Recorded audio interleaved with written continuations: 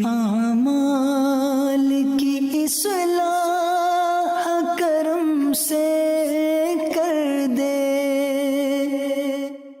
الحمدللہ رب العالمین والصلاة والسلام علی سید المرسلین، اما بعد فاعوذ باللہ من الشیطان الرجیم، بسم اللہ الرحمن الرحیم۔ پڑھیے الصلاة والسلام علیک یا رسول اللہ وعلی آلک واصحابک یا حبیب اللہ، الصلاة والسلام علیک یا نبی اللہ وعلی آلک واصحابک یا نور اللہ۔ سرکار مدینہ راحت قلب و سینہ، صاحب معطر پسینہ صلی اللہ تعالی علیہ وآلہ وسلم کا فرمان عافیت نشان ہے، اے لوگو بے شک بروز قیامت اس کی دہشتوں اور حساب کتاب سے جلد نجات پانے والا شخص وہ ہوگا جس نے تم میں سے مجھ پر دنیا کے اندر بکثرت درود شریف پڑھے ہوں گے۔ صلو علی الحبیب صلی اللہ تعالی علی محمد صلی اللہ علیہ وسلم۔ بڑے مبارک دن اور بڑی مبارک راتیں ہمارے درمیان ہیں۔ سب سے پہلے کچھ بات کرتے ہیں قربانی کے حوالے سے، یہ کتنی بڑی نیکی ہے، کتنی بڑی سعادت ہے۔ حضرت سیدنا احمد بن اسحاق رحمۃ اللہ تعالی فرماتے ہیں، میرا بھائی باوجود غربت رضا الہی کی نیت سے ہر سال بقرعید میں قربانی کیا کرتا تھا۔ اس کے انتقال کے بعد میں نے ایک خواب دیکھا کہ قیامت برپا ہو چکی ہے، لوگ اپنی اپنی قبروں سے نکل آئے ہیں، اور یکایک میرا مرحوم بھائی ایک چت کبرے گھوڑے پر، ایک خوبصورت 2 رنگ والے گھوڑے پر سوار نظر آیا، اور اس کے ساتھ اور بھی بہت سارے گھوڑے تھے۔ تو میں نے پوچھا، یا اخی ما فعل اللہ تعالی بکا، اے میرے بھائی اللہ عز و جل نے آپ کے ساتھ کیا معاملہ کیا؟ تو وہ کہنے لگا، اللہ عز و جل نے مجھے بخش دیا۔ تو میں نے پوچھا کہ کس عمل کے سبب تجھے بخش دیا گیا؟ تو اس نے کہا کہ ایک دن کسی غریب بڑھیا کو بنیت ثواب میں نے 1 درہم دیا تھا، وہی کام آ گیا۔ پوچھا یہ گھوڑے کیسے ہیں؟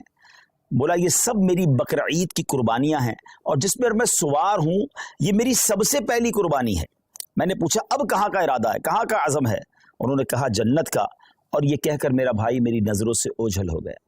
سبحان اللہ، سبحان اللہ۔ 2 بڑی اہم باتیں پتہ چل رہی ہیں اس سے۔ ایک تو کسی غریب کی مدد کرنا، ہمیں نہیں معلوم کہ ہم کسی کی مدد کر رہے ہیں، اس کے دل سے کیسی دعا نکل رہی ہے، اس کے دل میں کیسی راحت پہنچ رہی ہے، اور ہمارے نہ جانے کتنے گناہ معاف ہو جائیں، اللہ کی رضا حاصل ہو جائے، جنت مل جائے۔ اور دوسرا جو قربانی ہے، سبحان اللہ، یہ انشاءاللہ جنت کی سواریاں بنیں گی، پل صراط کی سواریاں بنیں گی۔ آئیے ناظرین، میں آپ کو نبی پاک علیہ الصلوۃ والسلام کی قربانی کے حوالے سے کچھ حدیثیں سناتا ہوں۔ پیارے آقا علیہ الصلوۃ والسلام فرماتے ہیں کہ قربانی کرنے والے کو قربانی کے جانور کے ہر بال کے بدلے میں 1 نیکی ملتی ہے۔ We can't able to count our hair، ہم اپنے سر کے بال نہیں گن سکتے، تو قربانی کے جانور کے سر پر کتنے بال ہوں گے، یا پورے جانور پر کتنے بال ہوں گے؟ تو جانور کے جتنے بال ہیں، ہر بال، ایوری ہیئر کے مقابلے میں اسے 1 نیکی ملتی ہے۔ یعنی اٹ مینز اگر کوئی قربانی کرتا ہے تو اسے ملینز اینڈ ملینز نیکیاں ملتی ہیں۔ مبارک ہو انہیں جو قربانی کرتے ہیں۔ ایک اور جگہ نبی پاک علیہ الصلوۃ والسلام فرماتے ہیں، جس نے خوش دلی سے طالب ثواب ہو کر قربانی کی تو وہ آتش جہنم سے حجاب یعنی روک ہو جائے گی۔ یعنی قربانی دیر آر 2 کنڈیشنز، خوش دلی کے ساتھ، اوپن ہارٹڈلی، بوجھ سمجھ کر نہیں، برڈن سمجھ کر نہیں، خوش دلی کے ساتھ، اور پھر ثواب کی نیت سے کی۔ ہاں یہ الگ بات ہے کچھ لوگ قربانی دکھلاوے کے لیے کرتے ہیں، پتہ چلے میں کتنے پیسے والا ہوں اور جناب میں کتنی بڑی بڑی قربانی کرتا ہوں۔ بالکل بڑے جانور کرنے چاہیے، ہیلدی جانور کرنے چاہیے، مہنگے جانور بھی قربان بالکل اللہ کی راہ میں خرچ کرنا چاہیے، لیکن نیت اللہ کی رضا، لوگوں کو دکھانا نہیں۔ تو پھر انشاءاللہ یہ جانور، یہ قربانی جہنم کے مقابلے میں آڑ بن جائے گی، روک بن جائے گی۔ ایک اور جگہ سرکار دو عالم علیہ الصلوۃ والسلام نے اپنی پیاری بیٹی خاتون جنت بی بی فاطمہ الزہرا رضی اللہ تعالیٰ عنہ سے ارشاد فرمایا کہ اے فاطمہ، اپنی قربانی کے پاس موجود رہو، کیونکہ اس کے خون کا پہلا قطرہ گرے گا تمہارے سارے گناہ معاف کر دیے جائیں گے۔ اللہ اکبر، سبحان اللہ، سبحان اللہ۔ جانور کا قطرہ گرنا ہے خون کا، اور ہمارے گناہ معاف ہو جانے انشاءاللہ۔ ایک اور حدیث سنیے، پیارے آقا علیہ الصلوۃ والسلام فرماتے ہیں، جس شخص میں قربانی کرنے کی وسعت ہو پھر بھی وہ قربانی نہ کرے تو وہ ہماری عیدگاہ کے قریب نہ آئے۔ اب اس میں سمجھایا گیا کہ اگر ہمارے پاس کیپیبلٹی ہے، ہم اس قابل ہیں، ہمارے پاس اتنی وسعت ہے کہ ہم افورڈ کر سکتے ہیں قربانی کو، اور جو شریعت نے جو اس کا نصاب رکھا ہے اگر ہم پورا کر سکتے ہیں تو پھر ہمیں قربانی ضرور کرنی چاہیے، یہ بہت بڑی سعادت ہے. آپ یقین کریں کہ عید کے دن، یعنی یہ جو عید کے ایام ہوتے ہیں نا، اس میں اللہ کی بارگاہ میں خون بہانے سے افضل کوئی عمل نہیں ہوتا. تو جہاں فرض نمازیں پڑھنی اور اگر قربانی واجب ہے تو ضرور کیجئے. اچھا، یہ آج کل بڑی عجیب عجیب لاجکس نکالنے والے بتانے والے بتا رہے ہوتے ہیں کہ جناب قربانی اتنی ساری ہوتی ہے، اس کی بجائے کسی غریب کا بھلا کر دیا جائے. ان کو شاید پتہ ہی نہیں ہے کہ قربانی کی وجہ سے غریبوں کا کتنا بڑا بھلا ہوتا ہے. ویسے تو سوشل میڈیا پہ ہمارے بڑے تفصیلی کلپس موجود ہیں.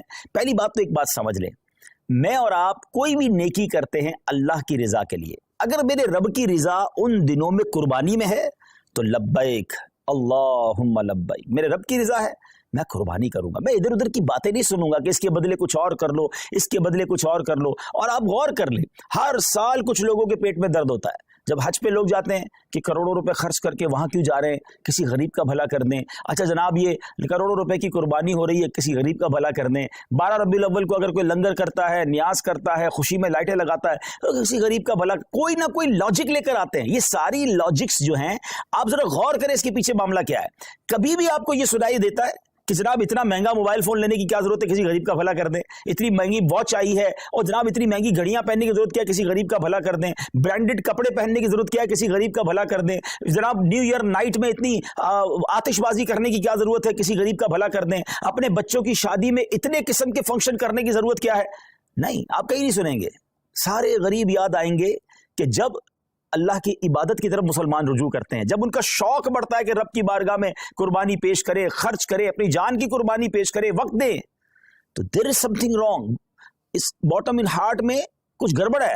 سمجھیے بات کو. اب میں آپ کو بتاتا ہوں، جس کو بہت زیادہ اس بات کی فکر ہے کہ غریبوں کا بھلا ہو جائے. یہ قربانی سبحان اللہ، یہ ایک ایسا شاندار فریضہ ہے اور ایسی خوبصورت یوں سمجھے کہ تہوار ہے، اسلامی تہوار ہے کہ جس کی برکت سے لاکھوں نہیں کروڑوں غریبوں کا بھلا ہوتا ہے فرام دا ڈے ون. اچھا، صرف پاکستان کی مثال لے لیں. ویسے ہمارے جتنے یہ جو تیسری دنیا کے بر صغیر کے ملک کہلاتے ہیں، جب بہت قربانی ہوتی ہے، پاکستان ہو گیا، ہندوستان ہو گیا، بنگلہ دیش، جہاں بھی غریب ممالک ہیں، مجھے بتائیے قربانی کے جانور آتے کہاں سے؟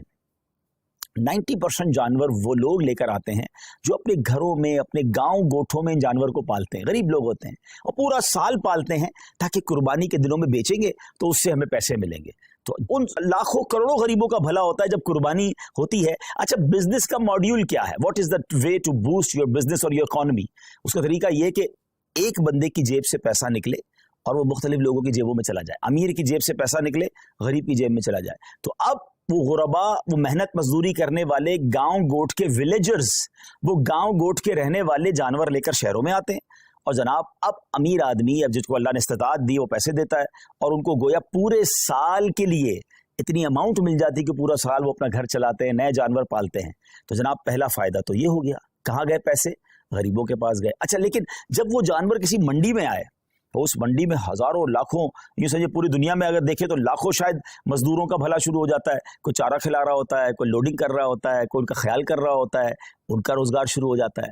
پھر جب وہ خرید کر گھر لاتے ہیں تو سوزوکی والے، ٹرک والے، ان کا روزگار شروع ہو جاتا ہے. اچھا، منڈی میں صرف چارے والے نہیں، رسی والے، جانوروں کی خوبصورتی کی چیزیں ہوتی ہیں وہ بھی بیچ رہے ہوتے ہیں. ہزاروں لوگ آتے ہیں تو وہاں پر باقاعدہ سٹالز لگ جاتے ہیں، کھانے پینے کی چیزیں بکنا شروع ہو جاتی. کتنے غریبوں کا بھلا ہوتا ہے. اچھا، جب وہ جو جانور آپ کے محلے میں، ہماری گھروں کے قریب آ جاتا ہے تو اب گھر کے علاقے میں، بلڈنگ میں چوکیدار اور محلے والے جو لوگ جانور سنبھالتے ہیں ان کا روزگار شروع ہو جاتا ہے. سارے تو غریب ہیں.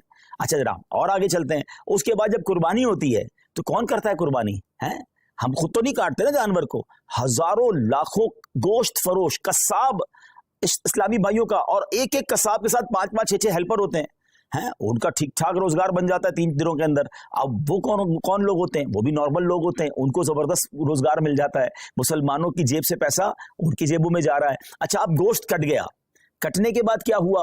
سارا ہم نہیں کھا جاتے، لوگ اپنے رشتہ داروں میں بانٹتے ہیں، بہت سارے غریبوں بھی بانٹتے ہیں. تو لاکھوں لاکھ غریبوں کو گوشت ملتا ہے، بلکہ ایسے لوگوں کو ملتا ہے جنہوں نے پورا سال گوشت نہیں کھایا ہوتا، ان تک گوشت پہنچ جاتا ہے.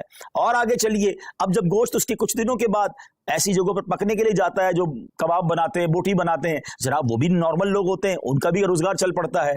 और आगे चलिए तो इसकी जो खालें होती हैं, ये खालें किसी लेदर फैक्ट्री में जाके बिकती हैं, तो वहां शूज, तो जैकेट वो बनता है, तो उसकी सलाई कढ़ाई मजदूरी करने वाले, यानी अगर from the start till the end देखें तो करोड़ लोगों का बिजनेस चलता है, रोजगार चलता है, मजदूरी मिलती है, गोश्त मिलता है। सुभान अल्लाह व बिहम्दिही, सुभान अल्लाहिल अज़ीम।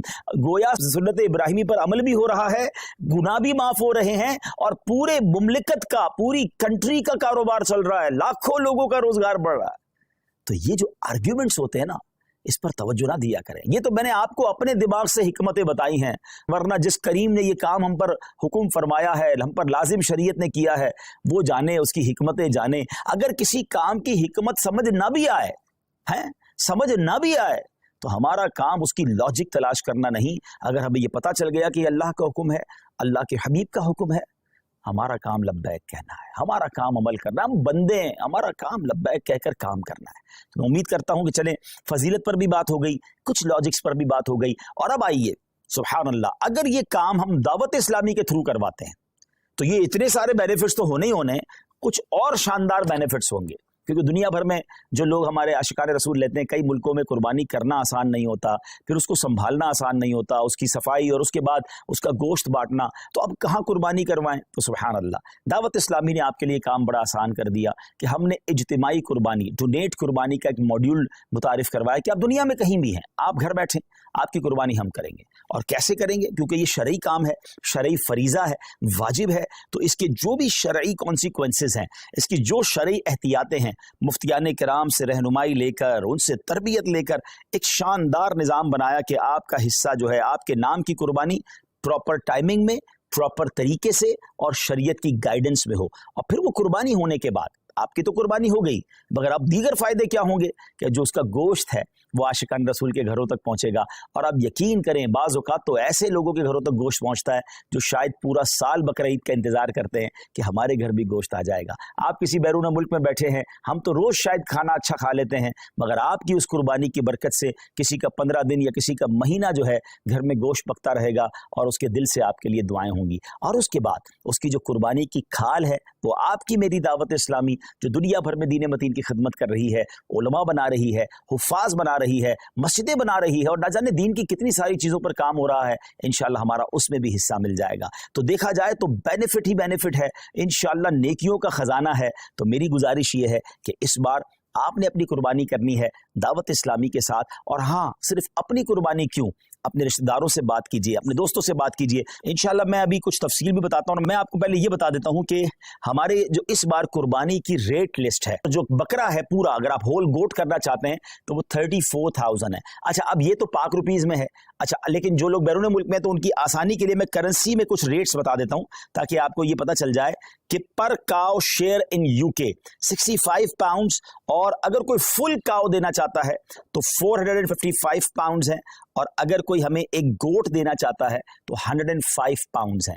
अब 105 पाउंड या 65 पाउंड एक आपका हिस्सा तो हो जाएगा, लेकिन न जाने कितने लोगों तक माशाल्लाह गोश्त पहुंच जाएगा। तो अपनी कुर्बानी इस बार आपने दावत इस्लामी के साथ करनी है। यूएसए की तरफ चले तो $80 है पर काउ में जो आपका हिस्सा है, और एक गोट, एक बकरा जो है $130 है। कनाडा में $100 फॉर पर शेयर काउ में, और गोट के अंदर 165 कैनेडियन डॉलर्स हैं। यूरोप की बात करें तो 70 यूरो एक हिस्सा है गाय के अंदर, और पूरा बकरा जो है फुल गोट 120 यूरोज बनते हैं। बाकी इसी तरह करेंसीज हैं। यूएई में अगर हम बात करें तो 275 दिरहम्स बनते हैं एक हिस्से के। शायद 350 दिरहम में तो यूएई में आप बकरा ढूंढ नहीं सकते या हिस्सा ले नहीं सकते, और अगर बकरा की तरफ चलें तो आपका बनता है 450 दिरहम। तो क्यों ना हमारे मशरिक वस्ता के लोग हों, मिडल ईस्ट के लोग हों, यूरोप के लोग हों, अफ्रीका के लोग हों, आशिकान रसूल हों, अपनी दावत इस्लामी के साथ इस बार कुर्बानी करें। और हाँ, मैं तो एक और मशवरा भी दूंगा कि अगर आपने सुभान अल्लाह, नबी पाक हमें भूले नहीं थे, मेरे आका अलैहिस्सलाम ने मिना की वादियों में अपनी उम्मत के लिए कुर्बानी की, तो क्या ही अच्छा हो कि जहां मैं अपने लिए कुर्बानी करूं, वहां मेरे आका अलैहिस्सलाम के नाम की भी कुर्बानी करूं, और ये प्यारे आका अलैहिस्सलाम की बारगाह में इसाले सवाब के लिए होगा। तो हो सके तो पूरी गायें या कम से कम एक पूरा बकरा जो है, हम कहते हैं ना, क्या पेश करें जाना, क्या चीज़ हमारी है, ये दिल भी तुम्हारा है, ये जान भी तुम्हारी है। और सुभान अल्लाह, अल्लाह ने और नवाजा है तो अपने सैयदी गौसे आज़म के इसाले सवाब के लिए। एक्चुअली नाम पर तो अल्लाह की कुर्बानी होती है, ये दरअसल इसाले सवाब के लिए होती है। फिर आगे चले तो अपने मरहूम वालिदैन के इसाले सवाब के लिए आप कुर्बानी कर सकते हैं, अपने मरहूम रिश्तेदारों के लिए कर सकते हैं। अल्लाह ने नवाजा है तो 4 यारों के लिए भी उनके इसाले सवाब के लिए करें, पंजतन पाक के इसाले सवाब के लिए करें। अब ये देखिए ना कि आप उनके इसाले सवाब के लिए कुर्बानी कर रहे हैं और वो गोश्त किसी मुसलमान के घर में भी जा रहा है, तो सुभान अल्लाह, उसकी दुआएं अलग मिल रही हैं, बुजुर्गों का फैज़ान अलग मिल रहा है। तो अगर मेरी रकम का इन दिनों में इतना बेहतरीन इस्तेमाल, ज़रा गौर करें ना, हज़रत इब्राहीम अलैहिस्सलाम को तो अपना बेटा कुर्बान करने का हुक्म दिया गया था। हमसे तो इतना बड़ा इम्तिहान नहीं लिया जा रहा, हमें तो चंद रुपए हैं अल्लाह की राह में खर्च करने हैं। तो बहुत सौ को अल्लाह ने बहुत नवाजा है। तो जनाब, इस बार अपनी कुर्बानी न सिर्फ हमें खुद दावत इस्लामी के साथ करनी है, बल्कि अपने दोस्तों को, अपने रिश्तेदारों को इस बात पर इनकरेज करना है कि दावत इस्लामी वालों के साथ कुर्बानी करें। और इंशाअल्लाह, अच्छा, जो पाकिस्तान से दूर रहते हैं और ख़ास तौर पे ओवरसीज पाकिस्तानी हैं, they know very well the condition of Pakistanis nowadays, जो यहाँ पर महंगाई का हाल है, जो यहाँ पर लोगों की मुश्किलात का हाल है।